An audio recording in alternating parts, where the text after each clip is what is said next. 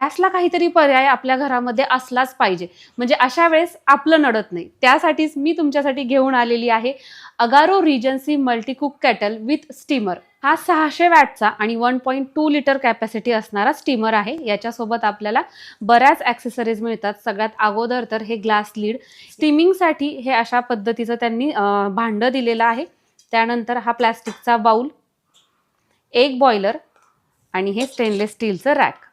सोबतच खालच्या साईडला इथे तुम्ही बघू शकता 360 अंश डिटॅचेबल पॉवर बेस देण्यात आलेला आहे, जेणेकरून आपण ही केटल आपल्या सोयीनुसार कशीही हँडल करू शकतो. शुगर सिरप करायचंय त्यासाठी इथे मी 1 कप साखर घेतली. याच्यामध्ये आपल्याला 2 कप पाणी ओतायचंय. साखर पूर्णपणे वितळलेली आहे आणि पाण्याला हलकी अशी उकळी यायला लागलेली आहे आणि हे आपल्याला पूर्णपणे थंड होऊ द्यायचं आहे. इथं केटलमध्ये आपण दूध घेत आहोत. आपल्या दुधाला छान अशी उकळी आलेली आहे. अर्धा वाटी पाणी घेतलेलं आहे आणि याच्यामध्ये आपण 1 टेबलस्पून विनेगर घेत आहोत. जर तुमच्याकडे विनेगर नसेल तर याच्याऐवजी लिंबाचा रस घ्यायचा. हे आपण तयार केलेलं पाणी थोडं थोडं करून टाकायचं आहे. याला अगदी थोडासा म्हणजे जवळजवळ 3 ते 4 मिनिटाचा वेळ दिलेला आहे. स्ट्रेनरमध्ये सुती कपडा घेतलेला आहे.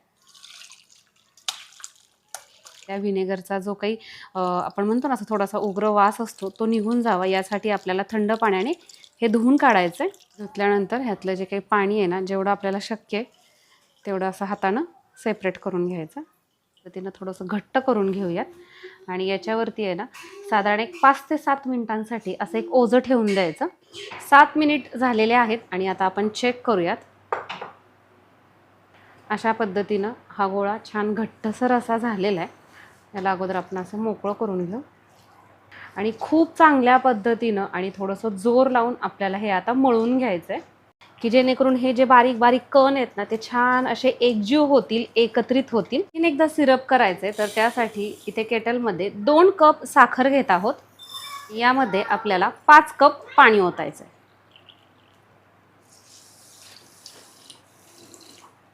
केटल ऑन करूयात आणि याला उकळी येऊ द्यायची.